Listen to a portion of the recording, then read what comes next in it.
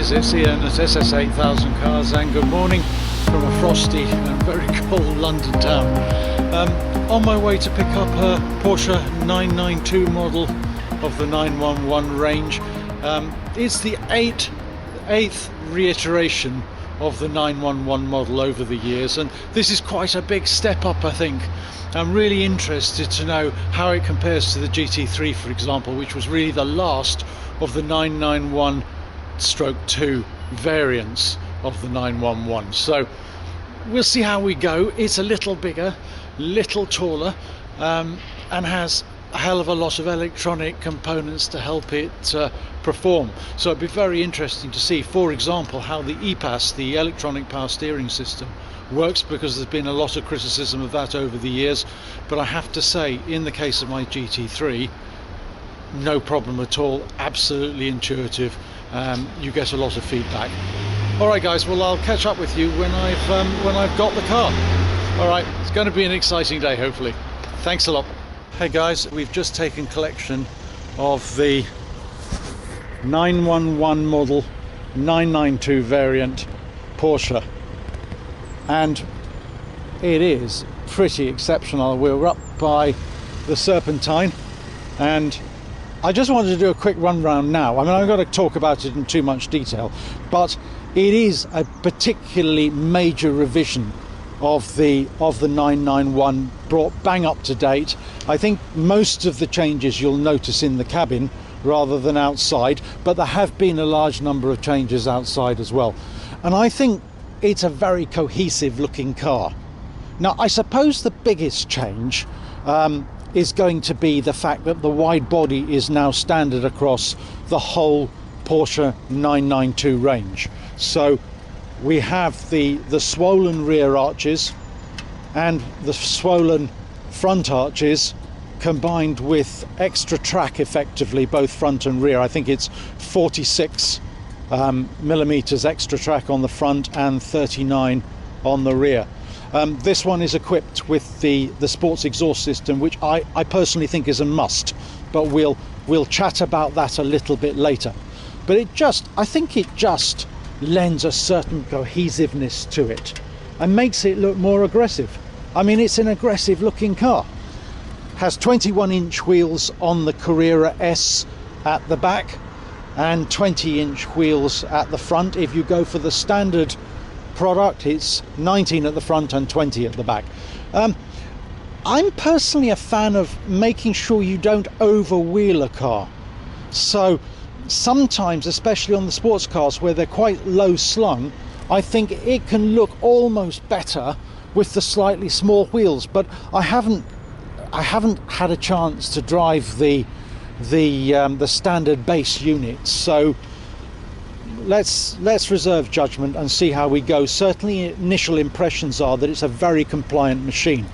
Now, we've got it for 5 days, so not as long as normal, more difficult to give you a real world test on it, but I'll do my best and we'll do the real world test right at the end. It is a good looking car though. I think they've modernized it well and made it look particularly aggressive, as I said.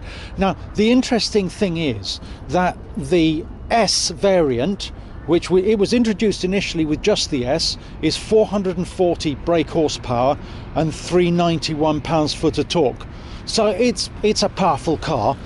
There's a lot of aluminium in this car, so it's gone from really being a third of the old car was aluminium, and now about 2/3, 60% plus, is aluminium on the new one.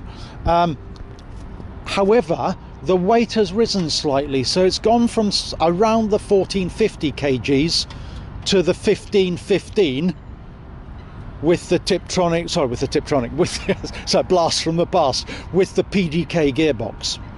And again, we'll chat about this later, but the PD gearbox is an 8-speed new system, new twin clutch system, and again, as far as I can see, it's really fast through the gears.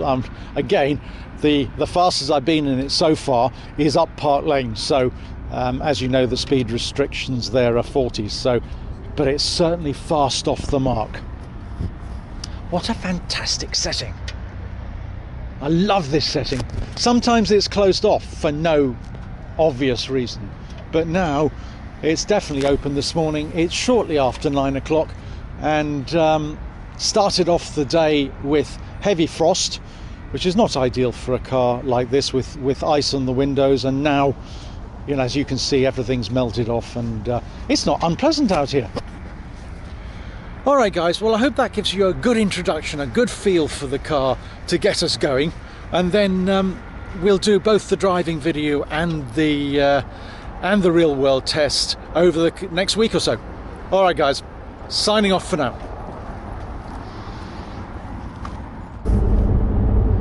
Hey guys, just wanted to give you a few first impressions of driving in the Porsche 911 992 latest production version.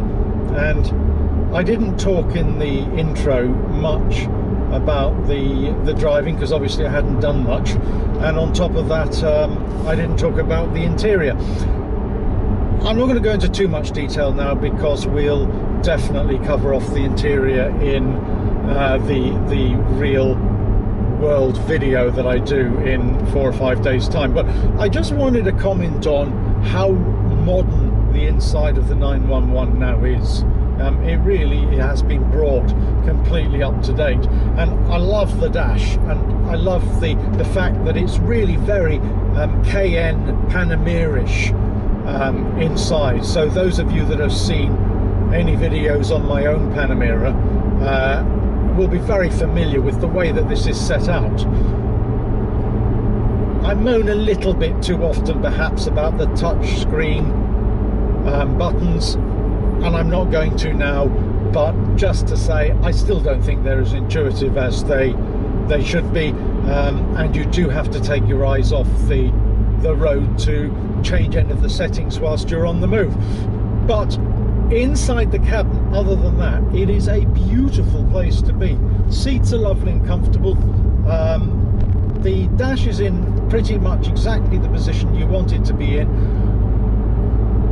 I suppose the only thing I'd say, and I'll touch on this in more detail later, but you still have the 5-dial dash, which has been standard on the 911 for as long as I can remember. But unfortunately, the 2 side dials now have less information on them than I have in the GT3, and they're digital units, but the steering wheel cuts them out. So you can't see this one on the left at all, giving you the time and the temperature, and no oil information anymore, and you lose most of the right one, which of course has the fuel gauge in it. But anyway, more of that later. The dash itself harks back to very early 911, so back to the 60s and 70s, where the dash was more open like this, unlike the sort of the dash that you have in my GT3, which is based upon the 991/2 generation, so the previous model. Other than that, very comfortable. I have a glass sunroof in this, which I like very much. It makes the cabin very, very airy. Just a good place to be. I've got it in the softest settings at the moment, so here we can actually, these are haptic buttons. Actually no, they're not. They shift. Maybe they're haptic, but they do move, unlike the ones in the Panamera. You have a number of different ways of setting these buttons up, but you do have access to your sports exhaust, which I think is very important, and you have access to the dampers. Now, active dampers on this car are standard, so that's the PASM, but the active roll bars, the anti-roll bars, the active ones are not standard, although this car does actually have that.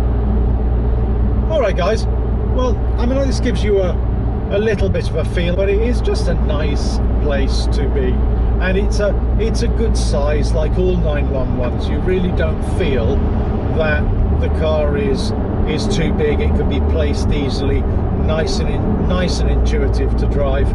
And I like, on balance, I like the the instruments. Perhaps I should have said that the rev counter is still an analog item, exactly the same way as it is in the Cayenne and the Panamera.